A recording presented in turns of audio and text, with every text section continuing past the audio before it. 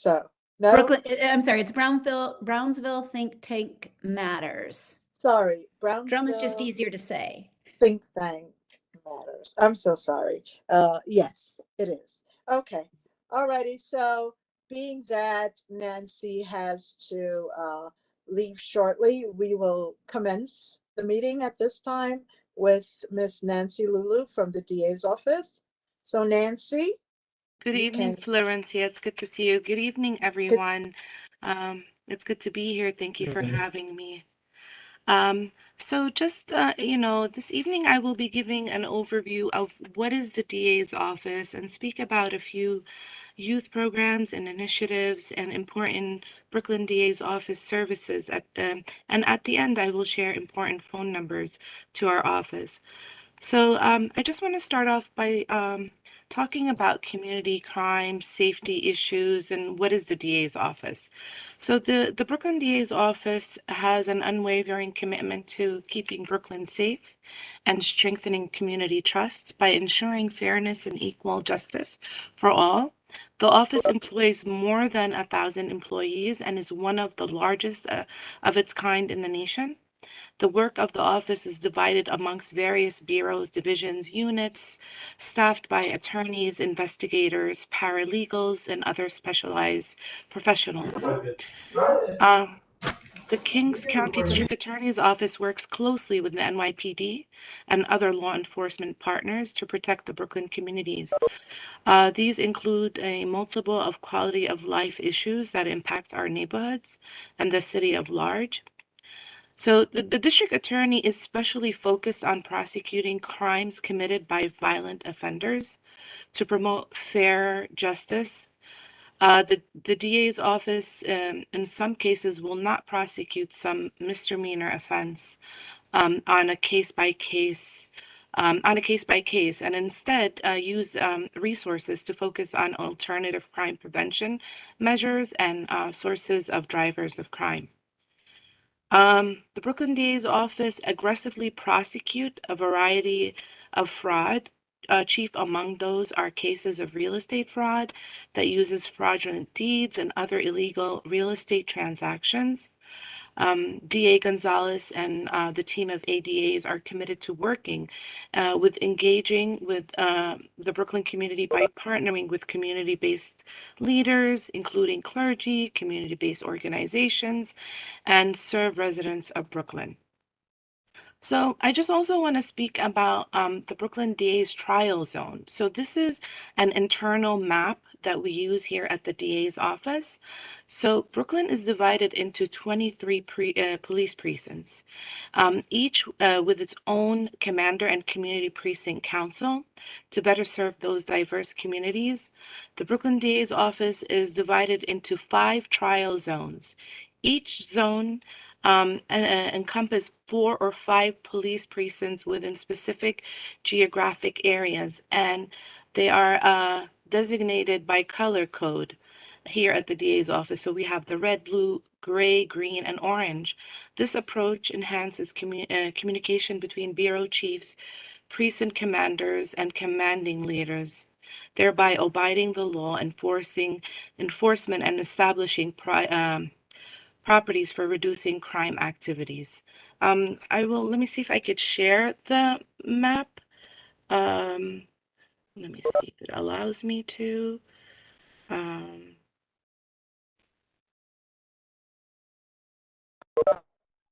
can you see the map? So this is the map, and Community Board 14, and and the 70th precinct is considered to be within the green zone. Let me see how to stop this. Can I stop this? Um, Let me see. How do I stop this, Anya? Can somebody? Yep. If you just say stop sharing. It's I shared it. Oh, there it goes. It's gone. I don't know how, but it went away. That's great. Um, Assistant district attorneys within each zone handle a full range of offenses, from violations, misdemeanors, to drug sales, assaults, burglary, robberies, and attempted murder. They present felony cases to a grand jury for indictment and then prosecute those cases in Brooklyn Supreme Court through disposition. So my office or my unit, I'm from the Office of Public Engagement. So associates from the Office of Public Engagement act like as liaisons to specifically assigned areas and communities to serve as the primary link between Brooklyn residents and the district attorney's office. So the Office of Public Engagement plays a vital role in ensuring that Brooklyn residents relay their concerns about and knowledge of any potential criminal activity to the appropriate personnel. Just a little bit about the Kings County District Attorney youth programs and initiatives. We have a program here, and it's called the Project Redirect. It is an important and successful program at the Brooklyn DA's office that targets certain courts mandate youths under a direct supervision of trained youth specialists and social workers. Project Redirect works closely with youth and the courts to provide guidance, and with success in the program, second chance life support measures, including personal guidance, education opportunities, and encouragement, as well as job placement resources, are provided. This program is for ages 14 to 22 for the first time facing felony charges and who have been involved in gang-related gang relations or possession of firearms. So it's really giving them a second chance, and they need to complete the program. If not, they'll face prison sentencing. So the Brooklyn DA's Attorney's Office also works to reduce arrests and prosecutions and incarceration of youth through the Red Hook Community Justice Center and the Center for Court Innovations, which promotes fairer and more effective youth crime and violence intervention measures and results. So attention and encouragement are always given to the youth achievers in the community through Brooklyn DA's high school internship program, which we have now. The deadline is April 1st to apply. And the internships are also awarded in the spring, which is now, and the summer months as well. There is also a program that I'm sure everyone is aware of. It's called the Saturday Night Light Program. The DA's office funds the program. There are 26 locations, and in which there is a site within CB14's district located on Flatbush Avenue, the YMCA at 1401 Flatbush Avenue. So every Saturday from 5 to 9 p.m., ages 9 to 18-year-old students learn basketball fundamentals while building character and reducing the risk of delinquency during Saturday evenings. This terrific program gives our children a place to spend their Saturday nights in a safe and productive environment where they not only learn sports and sportsmanship, but it also helps children to build confidence and develop life skills. Also, they get a chance to interact with NYPD officers and engage with them. I know that the 70 Precinct go out on Saturday nights and they interact with the students over there. So it's really a great program, and they are active right now. Other important Kings County District Attorney's Office services. So the Brooklyn DA's Attorney's Office provides a wide range of services targeting many communities, issues, and cases. Just a few here I'll address is like events that celebrate Brooklyn diverse communities throughout the year, like Hanukkah, Christmas, Kwanzaa. So we're engaged with the community with that. So we're not just, sitting here and just prosecuting, cases and putting people away. It's not just that. We also have ethnical, cultural holiday celebrations throughout the year, food distributions in partnership with community-based organizations and the NYPD, national and global disaster relief support drives, We also have a program, it's called the Begin Again program, which in coordination with New York City courts discharge outstanding warrants and summons. We have human trafficking awareness events and community information presentations. We have the domestic violence, elder abuse, teen dating information workshops, and materials. So, I just really, there's so much to cover. I just wanted to give like a basic overview. We have so many units. We have the hate crime, we have victim services. I could sit here for for more than an hour talking about them, but I just really wanted to be brief. And and also like in all my meetings, I always end and conclude with the Action Center's phone number and information. The Action Center serves a direct point of contact between the DA's office and members of the public by phone and in person. Especially trained intake staff are available to speak with community members. They accept reports of possible criminal activity, provide referrals and resources, and each contact is documented and forwarded to the appropriate staff member for review and action. So, folks can call, and anyone from Brooklyn can call, address any matter or concern. And if this is something within the district attorney's office's purview, then we will handle it.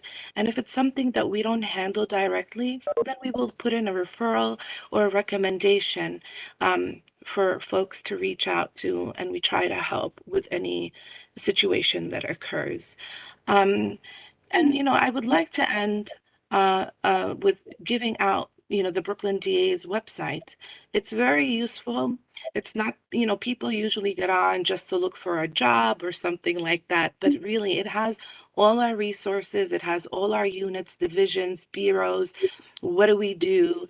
You could also view our press releases and updates. And I would like to provide the website. It's www.brooklynda.org. And if anyone has questions, and at the end, I would like to share, maybe I could share it now. One moment, please. These are some of the important phone numbers at the Brooklyn DA's office. And obviously, if anyone needs assistance with anything, or you could either reach out to me. Community Board 14 has all my contact information. And also, as I stated before, the Action Center is very, very useful. And unless, if anyone has any questions or concern they would like to address with me now, Thanks, Nancy. you're welcome. I want to acknowledge before anyone asks their questions. Can't see anyone right now, but Joel DeSouve from Councilmember Joseph's office and Officer Joseph. We were just out doing community outreach. I want to say special good evening to both of you. Anya, Joanne, can you see if anyone has their hands up? I'm not seeing. I'm only seeing I contact. don't see any hands raised. I want to see Councilmember Farah Lewis was with her. I believe she's still on if she wanted to Oh. address your committee. I did not see. I'm just seeing this one screen. I'm sorry. I'm I'm tr- seeing the numbers, the I'm contact trying numbers. to disconnect it again. It's not. Let me see if Stop share. yeah, because I'm doing it through the phone. Okay, while you're Oh. working on that, and Anya might be able to help, but in the meantime, I know Councilmember Lewis has to jump off shortly. Yes. Good evening, Councilmember Lewis. Go ahead. Thank you for joining. Good evening, everyone. Can you hear me? Yes, Yes. we are. All right. I don't know Okay. if you all can see me. I can't, Uh, but we can hear you. you can hear me. All right. I'm on a separate device and double parked. Okay, there you are. Oh, you can. Okay. Good evening, everyone. So I'm Councilmember Farah Lewis, representing the 45th Council District, and I just wanted to thank you all for always hosting this meeting, and also want to thank Sean Campbell for joining our agency call this week in regards to a public safety issue that we're having in the Flatbush Junction area. I know that area encompasses both the 63rd and the 70, but we've been trying to address an opioid and homeless issue in this area for a very long time. We've inherited this issue, I would say, during the onset of the pandemic, because we have a lot of homeless individuals who leave the train station because they have to clean it overnight. In addition to that, Catholic Charities has opened a location in the Flatbush Junction area to provide methadone treatment to individuals who need it. And some of these individuals are coming from other places in the city, like the Bronx, and they end up hanging out here on the Flatbush Junction. But it's really turned into loitering and other issues in the area. So I just want to thank CB14 and Sean for joining our agency call. We came up with with a way to try to address this issue, and we're finding other ways to do it. So we should have a full report by the next CB14 meeting.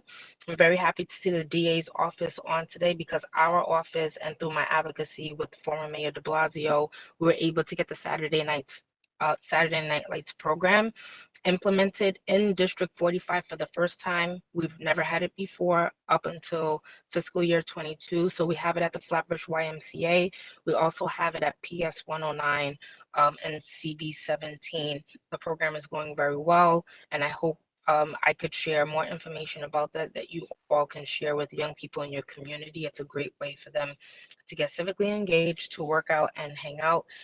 In addition to that, I know that tonight we'll be hearing from Brownsville Think Tank / Drum, which the mayor's office funds. We are going to inherit 2 additional CMS organizations, crisis management organizations, Elite Learners, as well as CAVI for fiscal year 22-23.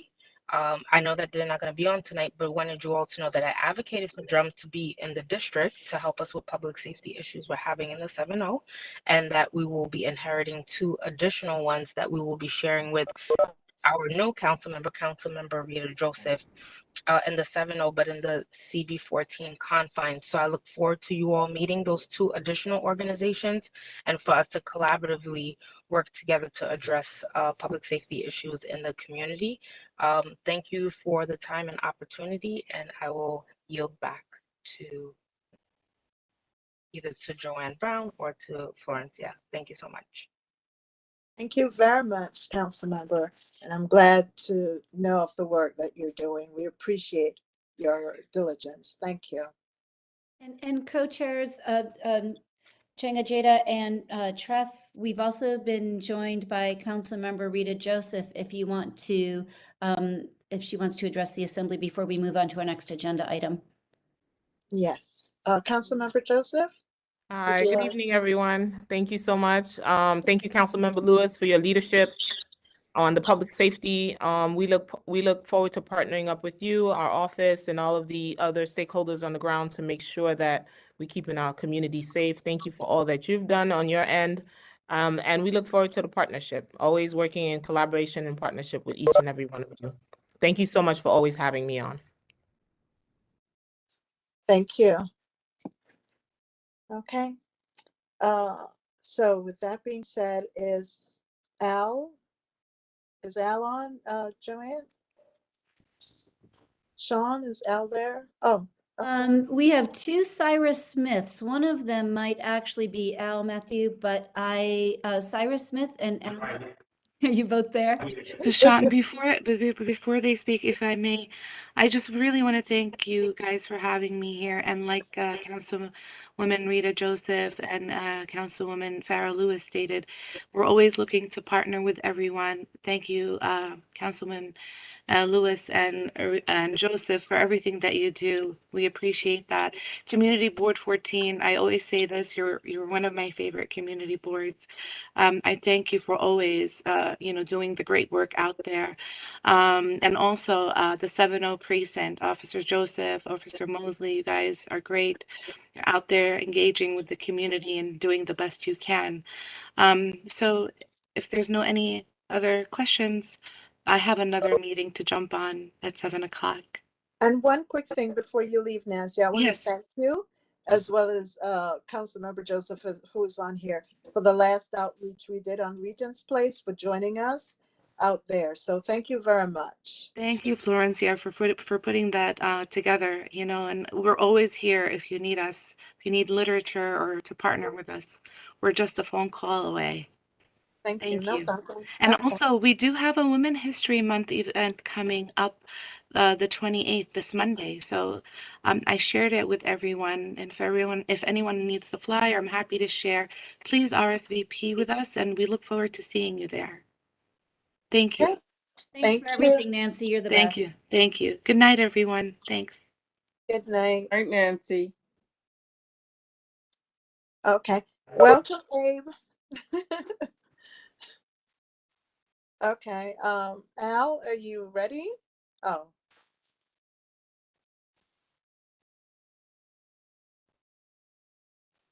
Yes, good evening.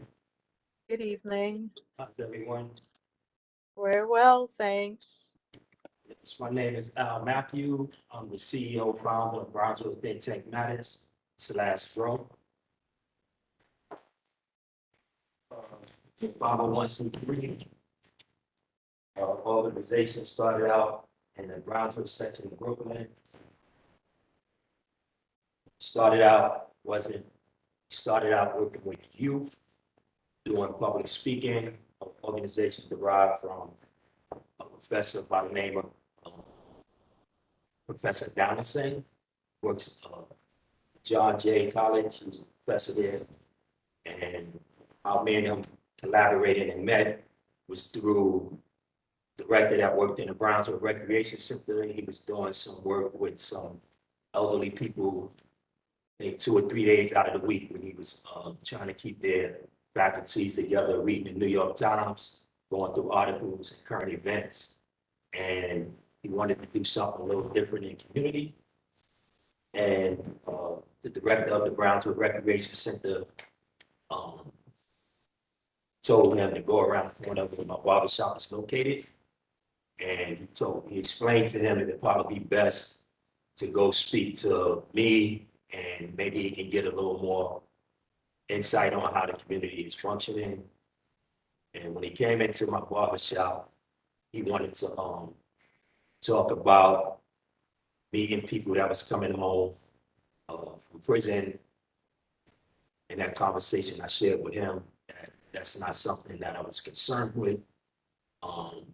If anything, I would prefer to, do something around youth and community. And he left out the shop. About 2 weeks later, he came back to me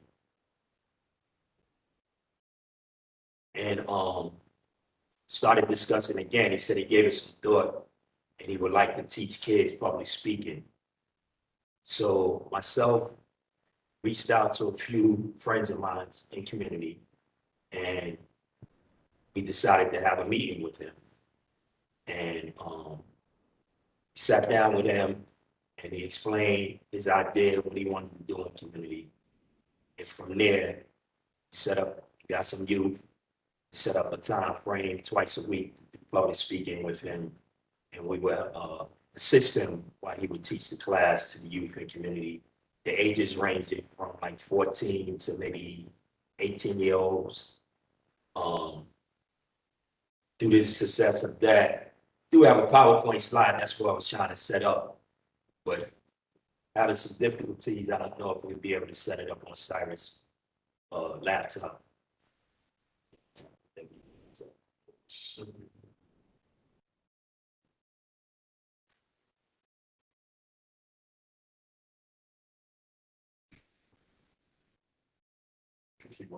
Yeah, so in the process of that, me and the professor decided to go half and half and give the students stipends out of our pockets, because we seen how much they was with their attendance and how they was engaged with what he was teaching. And from there, the second cohort decided to do it again. He was able to get a resource of funding from John Jay College, and spoke to a developer that was in community that I did some before I became a barber. Worked it in urban Eastern New York urban youth I used to come down there and speak to kids from time to time. And he came to our graduation procession, and he liked it.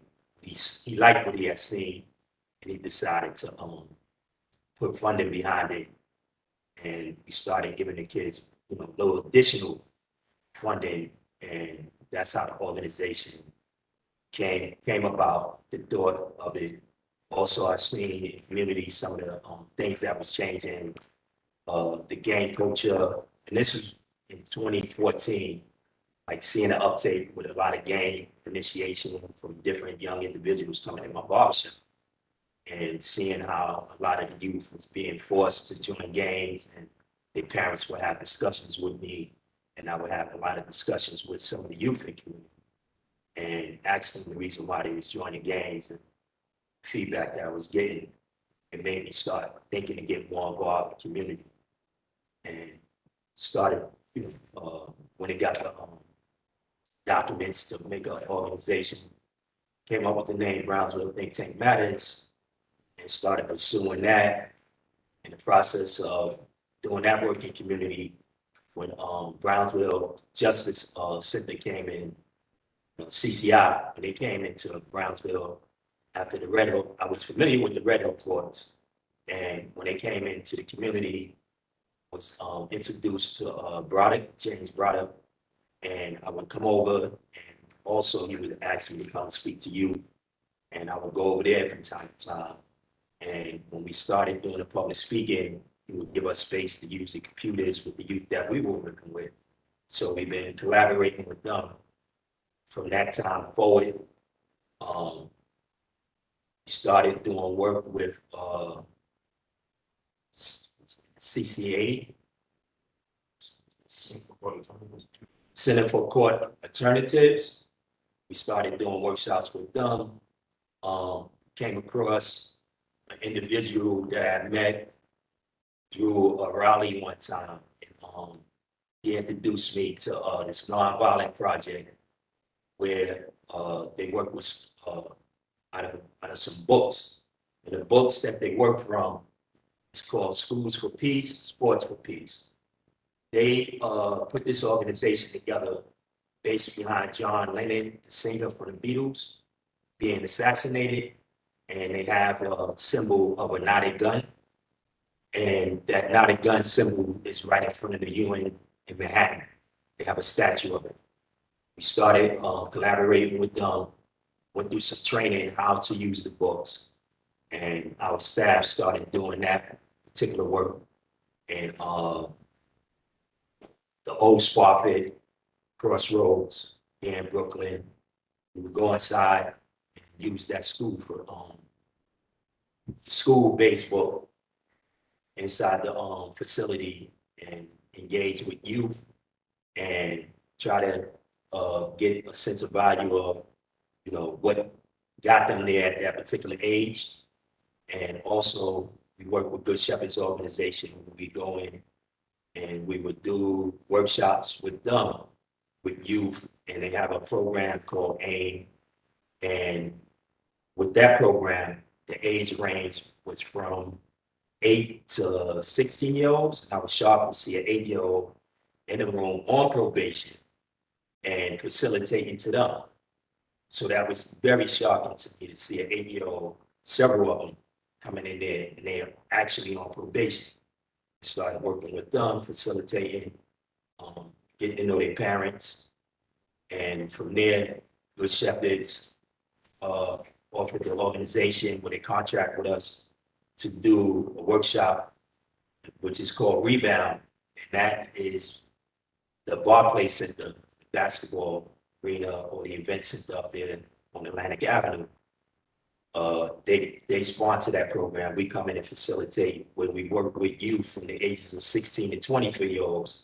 And we do job readiness workshops. We do critical thinking workshops with them. And we do various series of mentoring with the youth that they have there. Fast forward, we started getting involved with the mayor's office, started getting contracts from them, with the CMS, doing work in community. Started with Marcus Garvey residents, L&M is the management.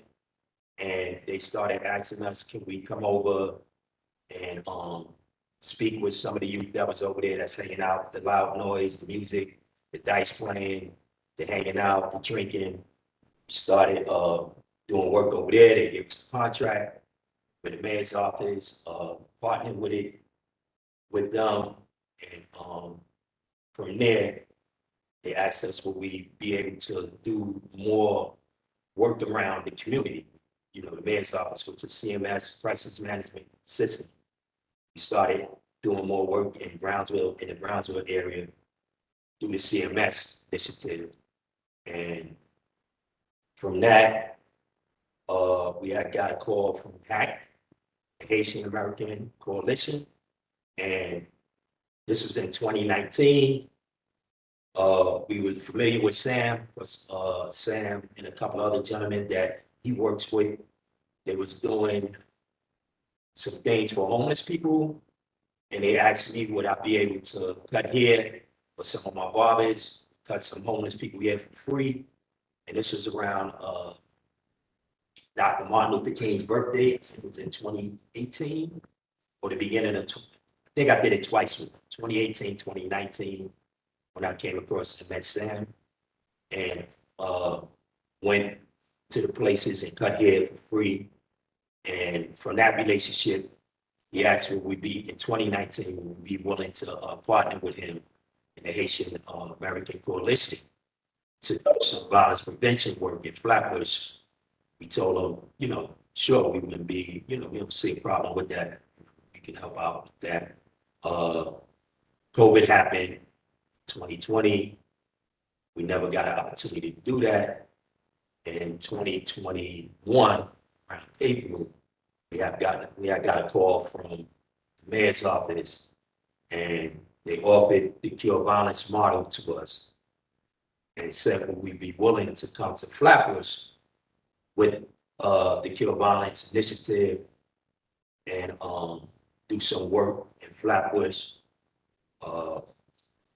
Explain to them we would, you know, would love to do that, have this opportunity to go in community, you know, wherever we can be helpful, we're willing to do it. Met Councilwoman Farrah Lewis. She welcomed us to come in community as well. Started doing the work in the Flatbush community. We first came in the community, there was a young man that got killed at the Urban Dove School, coming home from school. And this is before we even had an office. Went around there and spoke to the dean and principal of the school, and started building a relationship from there with them. Still an ongoing relationship. Recently, we gave them 15 tickets about 2 weeks ago. A friend of mine have a family member that works in the Barclays Center. From time to time, he gets event tickets. He gives them to me, we give them to the youth so they can have an opportunity if they never got an opportunity to see an event in the sporting center such. We like to get them that opportunity. They got the tickets to Urban Dove. He called me, I think Tuesday. This was last Friday, actually. He called me Tuesday. Very appreciative. Said that the youth, and it was his youth basketball team, the girls basketball team that actually got this opportunity. And he said they can't wait to meet me, to come around and meet them. They want to thank me in person. So we set up a date for one day next week to come around and do that. Got an opportunity to meet Officer Mosley, Officer Joseph. Noticed a great relationship with them. Most of the time, Officer Joseph be the one that calls me. He'll tell me about an incident that happened.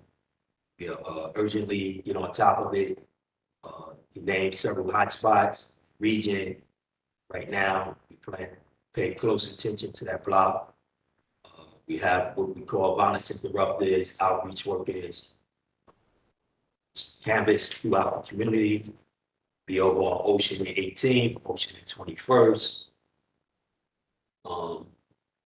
Just here in community, appreciate the opportunity to do work in the community. Uh, the young man that got killed in the store up there on Flatbush Ave. Kate, I believe it's the corner. Been over there, spoke to Debbie, Dr. Debbie. Haven't spoken to her in a while. Trying to build a relationship with her. Whatever areas we can be supportive in community, that's what we're here for, even outside of the initiative of Cure Violence. This is something we've been doing throughout the years before we was able to even be a part of Cure Violence. Just care about our youth and the direction that they're going in community. Thank y'all.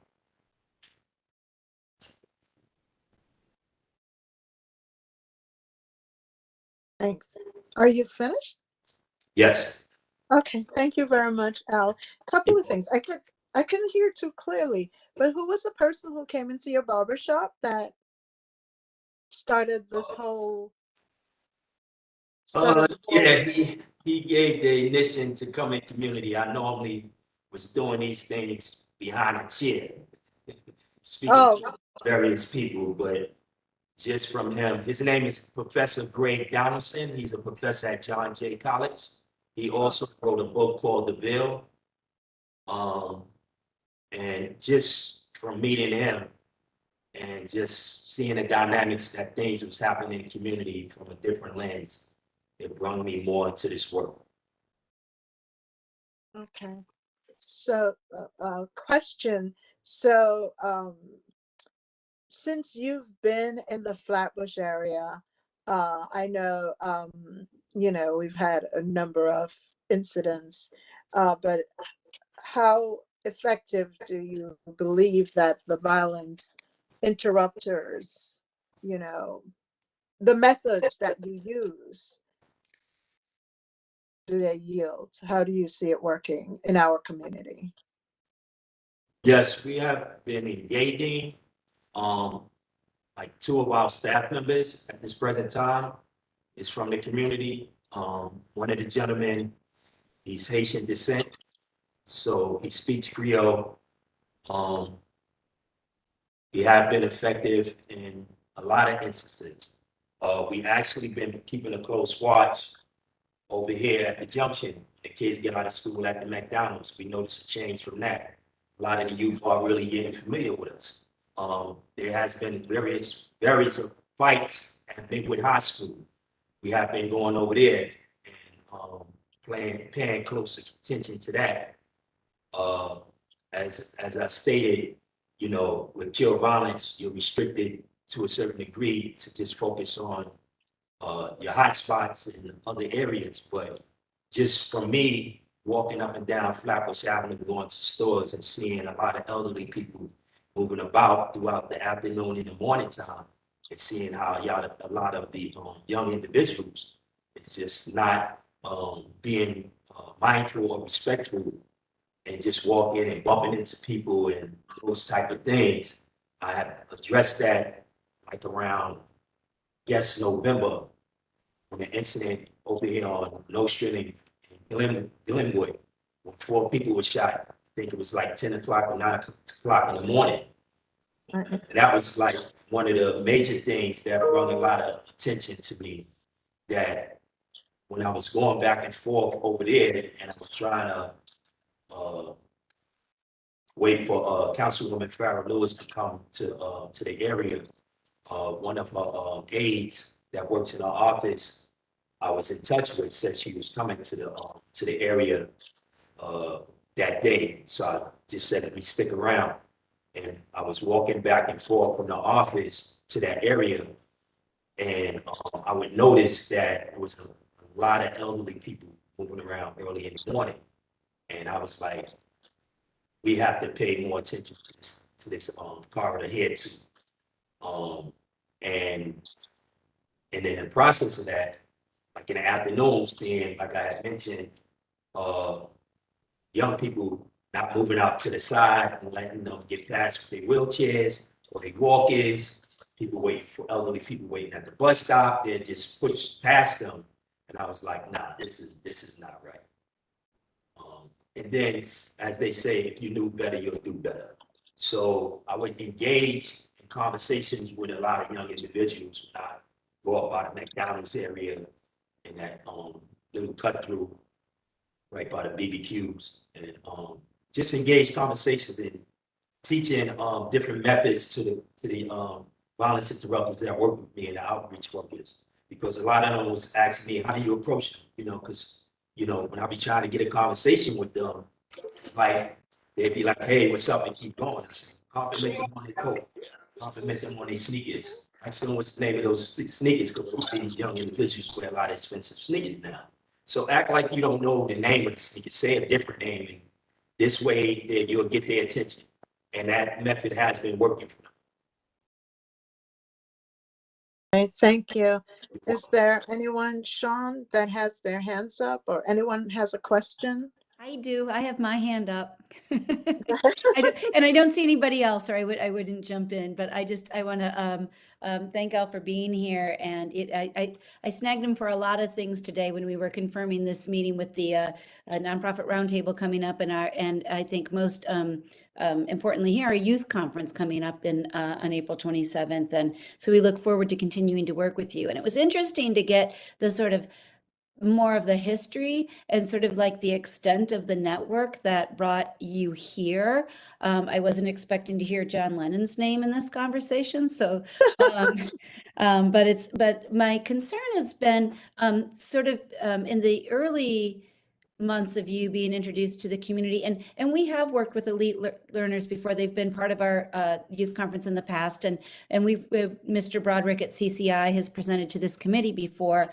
And I had this worry in the beginning that we had these small organizations that do the sort of outreach work that you do. I don't know if you know, Florencia Changajeda, who's chairing this meeting, actually goes out into the community after incidents too, to do a lot of outreach with the clergy council. So do you know each other already? Okay, good. But my concern was we had groups that knew the community well, but didn't have a deep cure violence background and experience. And then we had newer organizations such as yours coming to the community that had that program experience, but didn't know our community that well. So it's sort of a different version of Florencia's question is, how well do you feel that you've been steeped in the community thus far?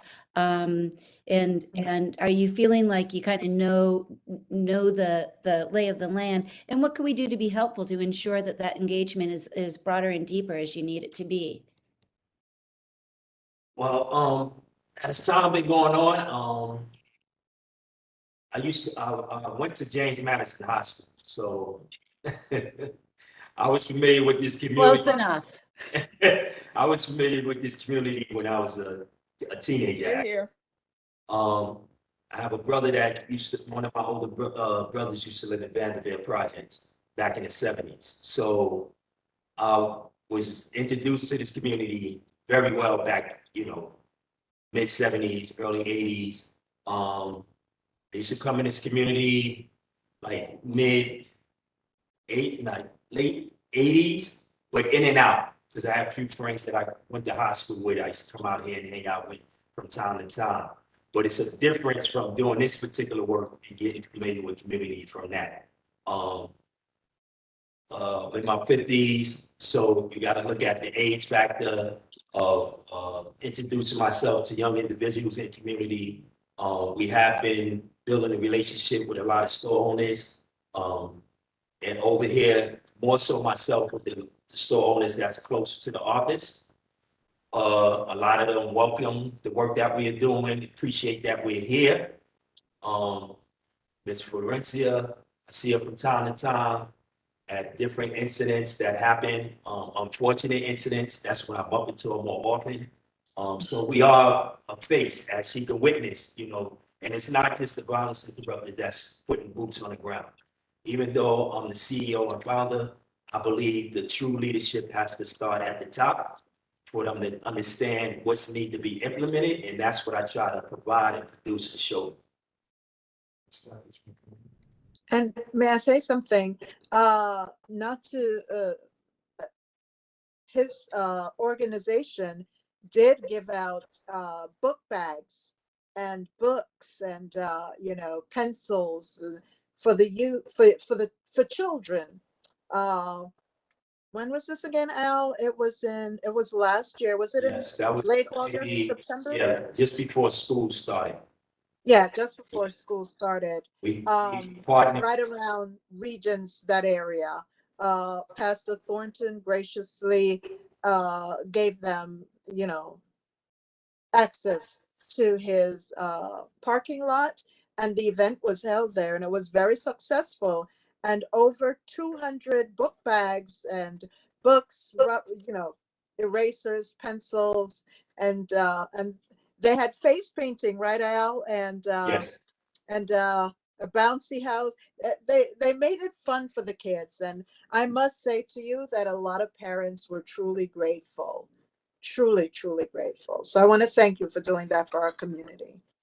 thank you. And to add to that, we do tabling from time to time, maybe twice in a month, and we give out PPE, hand sanitizers, we give out boxes of food, we give out coats. We had a coat drive over the winter.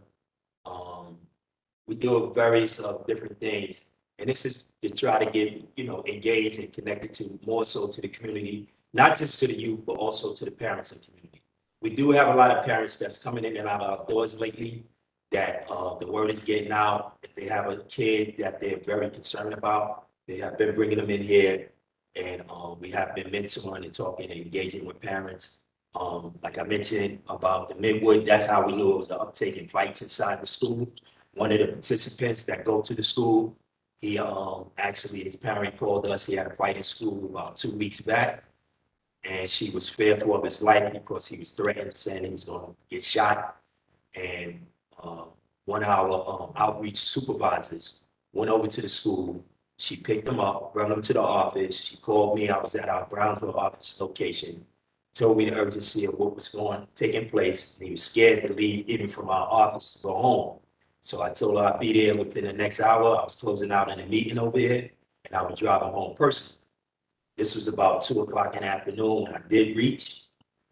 In the process of driving him home, he told me his brother just graduated from the school. His brother was the one that was more so, the bad apple. And he's catching the flack from his older brother, and that's why a lot of guys are picking on him. And I gave him my word that I'm going to go up to the school and try to figure out, how we can resolve this immediately. I went up to the school, spoke to the school safety, had a very intense conversation with them. There was a lot of back and forth. And after the back and forth, they agreed to what I was saying, that these are our youth. If we don't be supportive to them, we can't just keep looking at them as just something just to throw away or whatever. We have to have patience with them.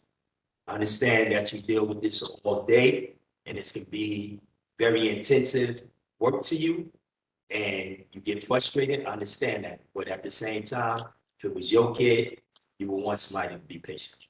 And when I started illustrating that to the gentleman, he shook my hand, gave me his cell phone number, and said, we're going to stay in touch. And anytime something is transpiring of such, I give you a call, and I explain to him, you don't have to point them out when I come around.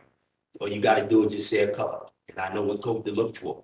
And and I'll approach them, and then I'll try to engage with them and see how I can get them to come around the corner to the office and build a relationship with that person, and possibly with his parents. Thank you. Anyone else has a question? Anya, can you see any hands? No? I don't see any hands right now, Florencia. If anyone else would like to ask a question, you can unmute and ask, but it looks like. Yes, this is Deborah Question. Valentine, and my question to him is, how do someone can get involved and work with your organization? Well, actually, we're here under the Cure Violence Initiative that helps keep us here. That supports us here as far as finances. We are an organization that looks for private funding as well, because we don't want to be one of the organizations, since we've been here and people have been attached to us to a certain degree, and we build in such a great relationship as we see thus far. We want to stay here. We would like to be here. And I left out, and I apologize, if she's still on, Councilwoman Joseph. She came in about maybe a month ago and sat with us. We had a nice, healthy conversation about building a relationship also with her, her district in the 70th precinct, and seeing how we could be supportive there as well. But we're looking to be here if the finances can keep us. Okay, maybe you misunderstood what I was saying to you. No, I want to know, me as a person, how do I go about becoming involved with your organization to help in the outreach and whatever you do? Okay, we welcome partnering. We welcome volunteering, but yes, I misunderstood to a degree. What I meant by finances, because kill violence is what I meant by restricted is like they have a guideline of who to hire, like a certain amount of outreach workers, a certain amount of violence interrupters, program manager, administrative person, event planner. So that money is already itemized in that budget. But to say we can hire somebody, that's why I was leading to, we don't have the finances to actually. No, I'm talking about one of the volunteer then. Okay. How do I go about yes, getting to volunteer? Yes, we welcome volunteering. And how, do you have a contact number that I can reach out to you? Yes. Can you put it in the chat? Sure. Thank you. You're welcome.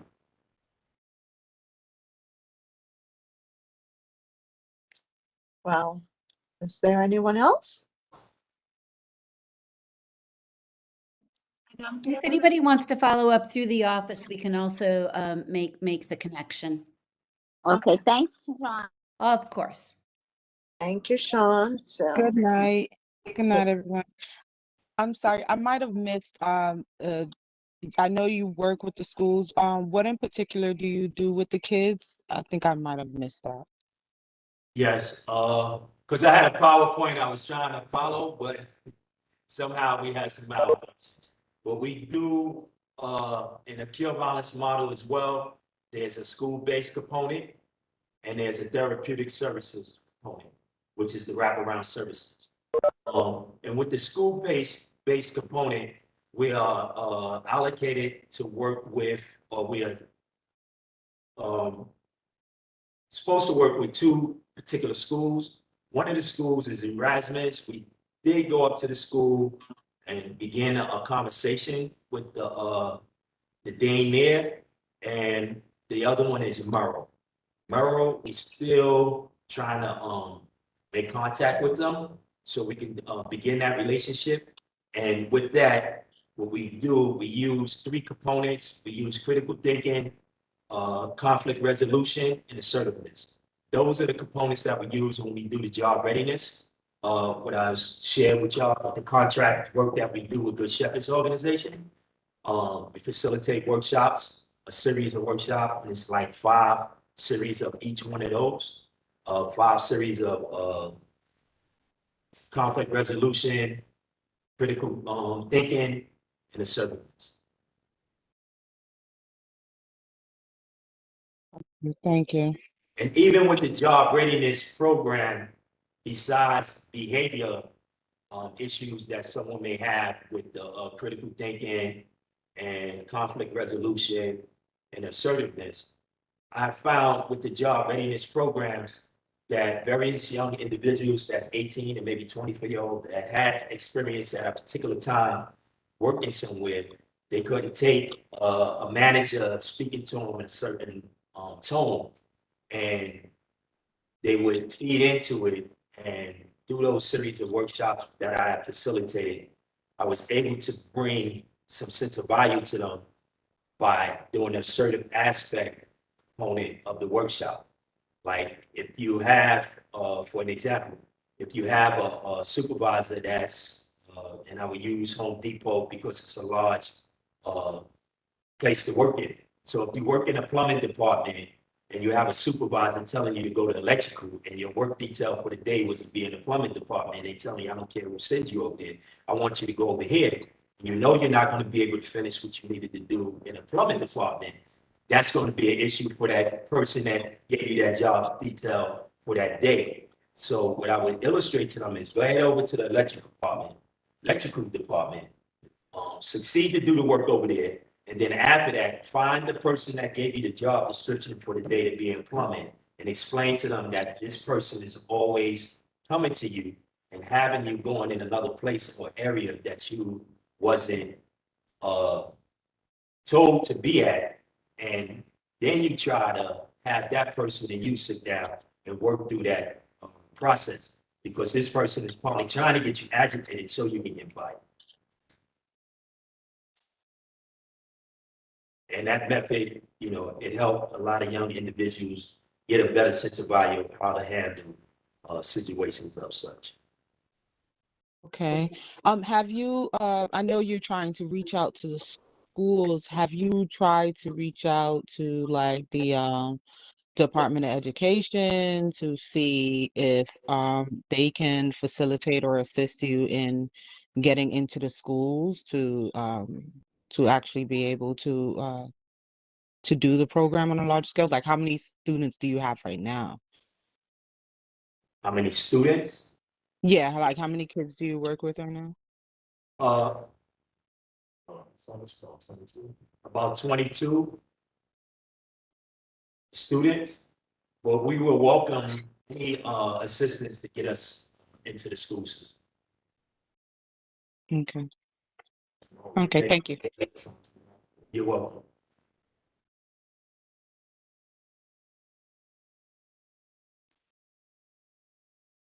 Anyone else? I think I see somebody, Marsha Pascal.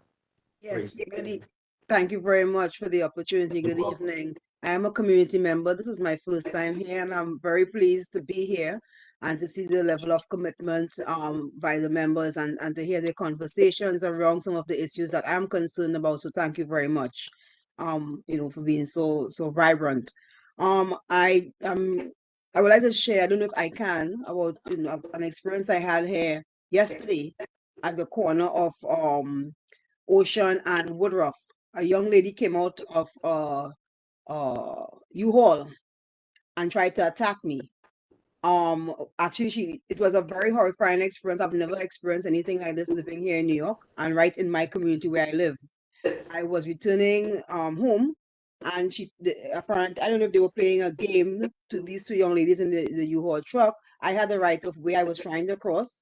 They turned right in front of me. And as I'm crossing in front of the van, I know I said it, and I said, why don't you watch where you're going? I made a comment, but I'm outside and they're inside. As I'm crossing the street, the young lady comes out. As I got across, actually, she comes out, she goes to the other side and tells the lady, hand me my knife. And I'm hearing this shouting, hand me the knife, hand me the knife. I turn around, and this woman is proceeding to come towards me. People are now staring. I could not believe this. I'm talking about between 12:30 and 1 p.m. Right at the corner there, I'm crossing the street. People are staring. So what I do, I had a shopping cart. To be smart, I push myself right in the middle of the street of Woodruff, because for the cars it's a one way. If they have to stop. Somebody has to stop and see what's happening here. People are now staring and so forth. This woman comes right up to me, this young lady. She had something in her hand up to her chest. Luckily for me, I grabbed my phone. I tried to call 911. She heard the operator say, they tell you emergency, what is your emergency? She heard that, and I guess the light changed. The other lady called her, and then she ran back to the van. The police came, they called me, I gave my information, everything. They did show up from 7-0. I asked the people with the officers, which the police precinct they came Ms. from. Pascal, if we could have you, we don't usually take individual issues at the public meetings, and we would be happy to help you follow up with the appropriate parties on this. It sounds like it was a pretty harrowing experience. So if you want to wrap this up, but let's follow up offline with this particular matter. That'd be great. No, what I wanted to share is that they explained to me what they couldn't do much because of the law. The law stated that unless I was hurt or stabbed or shot, then they could have looked at the cameras and then they could have pursued. So my question is to someone who is in the law enforcement, what do we have to do in order to get laws to protect us in our community? That's my main concern. And you have members of the precinct on this call, and you've got violence disruptors on the call, and you have elected officials, representatives on this call. I know that you emailed the office today, so we Yes. will make sure that we keep your contact information and circle back to you with some suggestions on how to I follow up. appreciate So thank you I very much. appreciate that. Thank you very much. Stay And safe. and my community safety co-chairs, I see no additional questions for this particular organization. I'm sure we all want to thank them very much for their presentation tonight. Look forward to seeing you next week and next month, and staying in touch. Yes, Thank thanks you. so much. Okay, have a good night, everyone. And Okay, good night. Good night. And wait, Anand, before we're Valencia. not concluding the meeting, we're only concluding that presentation, members of the public, and of course, you know, Al and Cyrus, if you want to stay on with us, you can, but I know that there is other business still on the agenda, and I believe yes. if the I think our chair, Joanne Brown, is on the call and had an item to raise That's under right. that item. Sorry about that. I did email you kind of late in the day about the other business. I hope it's okay if I can bring it before the committee. Is that okay? Yes, Thank you it very is. much. So the reason why I'm here is related to the selection process for the commanding officer of the 78th Precinct. As you know, you attended, and several of the members that are here on the call today also attended. It came to light about the new format, which I have concerns about because I had attended, and also First Vice Chair Gail Smith had also attended the first proceedings or the first iteration of how we would provide community input regarding the selection of a commanding officer of the precinct. So I'm here with other business to read a letter to the committee in hopes to obtain a recommendation from this committee so I can bring it before the general meeting. This letter will be addressed to the mayor and the commissioner. So if I might read that, and then I'll go ahead and take any questions. Yes. Okay, thank you very much. Dear Mayor Adams and Commissioner Sewell, I'm writing in reference to the recent change in the nascent commanding officer assignment process that considers public input. In September 2021, I had the privilege of being part of a community committee tasked with interviewing and making a recommendation for the commanding officer assignment for the 70th Precinct. This was the 17th community committee formed in the citywide program. The process was meaningful, efficient, and fostered a connection between our community's values with the assigned. Due to the abrupt and hasty departure of Deputy Inspector Alison Esposito, our committee was tasked to participate in the assignment process again on March 24th, 2022. However, this time the engagement format was watered down and disingenuous and will likely fail to significantly capture community feedback about the candidates.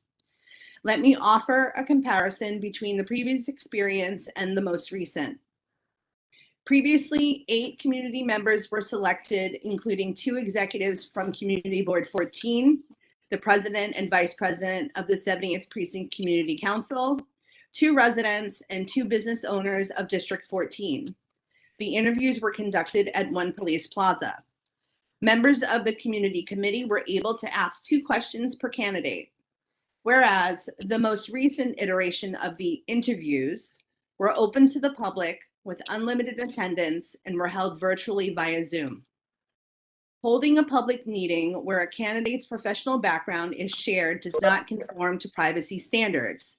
Thus, the information that was shared previously, such as resumes, was not available to the attendees this time around. Information contained in these resumes are integral to shaping the professional picture of the candidates, and this was very disappointing. Previously, the community committee was presented with 4 candidates for the assignment. This number was approximate given the size and complexity of our community and the nature of crime in our district. In comparison, the new format only presented the community with 2 finalists, We ask why.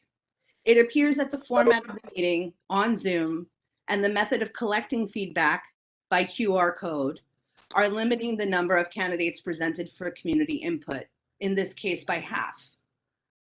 Previously, the questions that the community committee posed to the candidates were not shared in advance. However, all 4 candidates received the same questioning. This allowed the committee members to hear unscripted answers, and we got a sense of how the candidate handled pressure. There was little room for the candidate to pander to the committee or our perceived community values. Whereas in the new format, candidates were given the questions in advance. Neither candidate received the same question, and no questions will be drawn from the Zoom attendees live. The previous format provided an opportunity for the community committee to assess the candidates using quantitative metrics, ranking 1 through 5 in 5 areas with detailed feedback. The community committee was also able to convene after the interviews in order to come to a consensus about the candidates. This was a critical function of our process. Our diversity and the unique histories in our community fostered a conversation about wants and needs regarding the optimal person for this assignment. Our consensus was transparent. We ultimately unanimously supported our top candidate who the assignment was awarded to. In contrast, the new format only allows those who attend to use a QR code to access a feedback portal. There are 4 response boxes, 3 of which are demographic, and remaining is a long form box where the community can compose a qualitative response. How will qualitative response be assessed by the department? Popularity? Where is the transparency in this? Will the scores of the candidates be shared? Not likely, as these performance metrics are protected information. How will we know if the final assignment aligned with the majority of the community?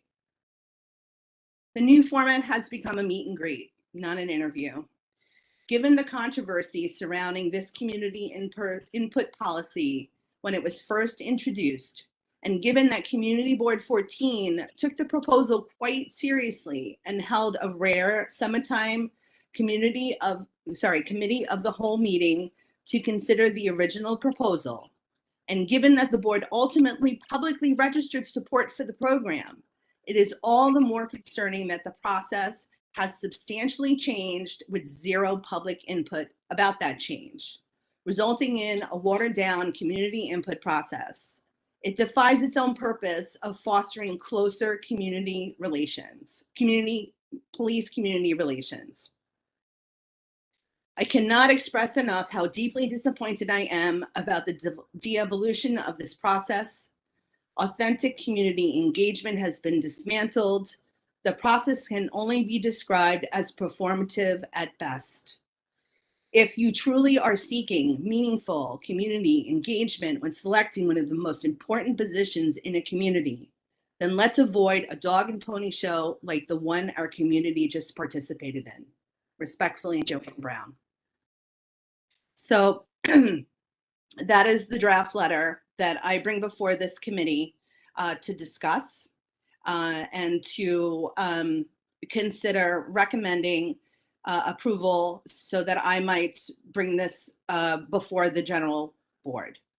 Florencia, I can see the participants list. Would you like me to call on people who have their hands up? Yes, you may. Thank you. Thank you. I see a hand by Gail Smith. Please go ahead. Thank you. Thank you. I'm going to be brief because Chair Joanne Brown said it all. I have to tell you, though, that the experience that I had during the initial selection process was really enlightening. It was interactive. You could tell that it was being done for a purpose. Let me tell you, and it's not only me, but everyone that was on that was selected, that was on that committee, we had to work hard and research look over the resumes and the information that was given to us. So it was a lot involved. Hours were involved prior to the actual interviews that happened to be in person, and that were for 4 hours of interactive interviews face to face. So I'm saying all this to say that with all of the time and the work and the outcome of what we initially done, to now water it down to less than an hour, I mean, are you kidding me? I mean, it was an embarrassment. I was really very disappointed with what occurred earlier today. Thank you very much, First Vice Chair Gail Smith. Florencia, whose meeting it is, your hand is up. Please go ahead. Sorry. So were their resumes submitted to you, the panel that was selected to the prior panel? Yes, ma'am. We received a packet for all 4 candidates. In that packet was their resume, which included basically from the time that they started in the department and all of the positions that the assignments that they had and their positions, also their education background, their training, and that could have included have gone to the FBI Academy or EMS training or search and rescue. And in addition to that was also the CCRB, or the Civil Complaint Review Board information, which is public, but you have to know where to find it. So since we didn't know who the candidates were, was I going to take the time and look at the CCRB records while I was trying to listen to an interview? No. So we have until the conclusion of the meeting, which was a little bit before 6 o'clock, until 12 noon to go ahead and do our research on the 2 candidates. So yes, it was provided in advance to us in a packet for each candidate. Now, I want to thank you. The letter is well written, and it's also very enlightening to me because I wasn't aware of what the other process was. But as you said, I don't know about anyone else, but when I got on the Zoom was when I knew who the finalists were. And, to not know anything about them. So I understand and I agree with what you've said. So thank you for the work that you've done in writing this letter. And and so in a way, I mean, the reason why I'm bringing it before the board is because we're only 17. No, I'm sorry. As far as I know, 18 borough. Sunset Park had their meeting after we did, so they were the 18th community committee that was convened. So we have 18, but in a city as large as this. My hope is if I can get the board to approve the letter, we're going to send it to every single community board in the city so that they understand the change in the process, what was and what is. Sean, you have your hand up. Please go ahead. Yeah, I just want to, as I've discussed with you, Joanne, kind of just wanted to say out loud in the public forum that sort of like, welcome to my world. There's a thing that the city does when it's developing a policy that includes the community board's input, but doesn't include the community board's input on the policy itself. This is very much like, what I've been complaining about with Department of City Planning on district needs statements and stuff like that. If you want to gather public input and community boards as the city agency assigned to be the vessel through which community input is supposed to flow up to city agencies, then how do you not include the community board in the design of the policy and procedure? And I think that's inferred in the letter, and I just wanted to sort of underscore it because it really is the beginning of the problem that we weren't consulted with as we were in the beginning when they first had the proposal. We were consulted with the proposal, and then there was no consultation with the change in the proposal. But I just wanted to point that out as a very common practice in the city of New York that I think makes a lot of things go awry. Thank you very much. Are there any other questions from committee members or interesting board members attending this meeting? So I'm seeking a motion to recommend approval of the letter with a couple of little typos that I noticed as I was reading it. Past tense, post tense. So I'm seeking a motion to recommend approval of this letter. Motion to recommend the approval of the letter for the board. Thank you. Do I have a second of that motion? Seconded. Thank you very much. I heard that voice, Cindy. Moving on to a vote, I'll just go in reverse. Are there any members, any committee members or board members that wish to not approve this letter to recommend to bring before the general meeting? Does anyone wish to abstain? Is anyone ineligible to vote? Okay, thank you very much, committee members and interested board members. Thank you very much, co-chairs, for allowing me to add this additional business to your meeting. I will bring it in the chair's report that this letter was recommended from the Community Safety Committee to approve, and we'll bring it to the board for a vote. And I really appreciate your time. Thank you very much. Thank you for taking time out to do that. We appreciate it. The process needed to be. Does anyone know why they changed it? The process, that is?